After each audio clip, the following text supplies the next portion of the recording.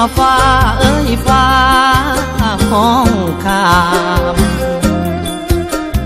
พาให้ใจเงาห่วมคิดทอดตาหวานเจ้าจากไปในเมืองตั้งนานป้าไอ้ท่าอยู่บ้านนั่งกินน้ำตาเจ้าคงลืมแล้วน้อคำเว้าลืมกระโดนต้นเก่าบอนเฮาสัญญา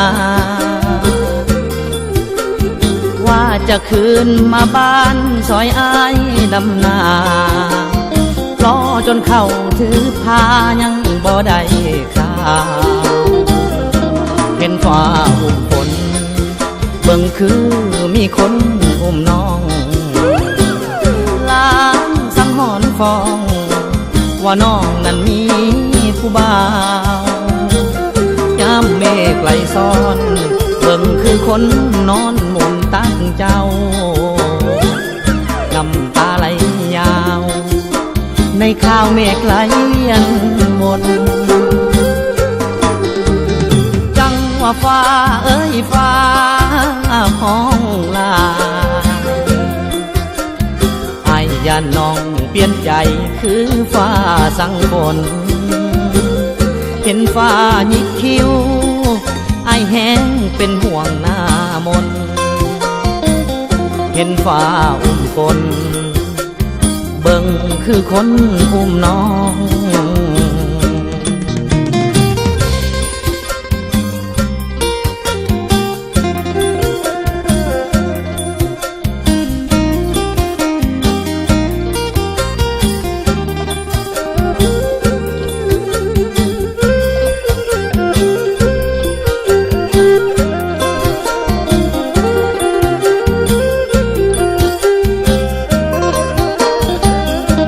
เห็นฟ้าอุ้มฝน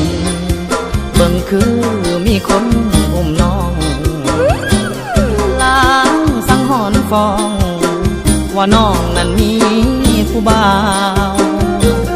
ยามเมฆไหลซ้อนเบิ่งคือคนนอนหมุนตั้งเจ้าน้ำตาไหลยาวในข่าวเมฆไหลยันบน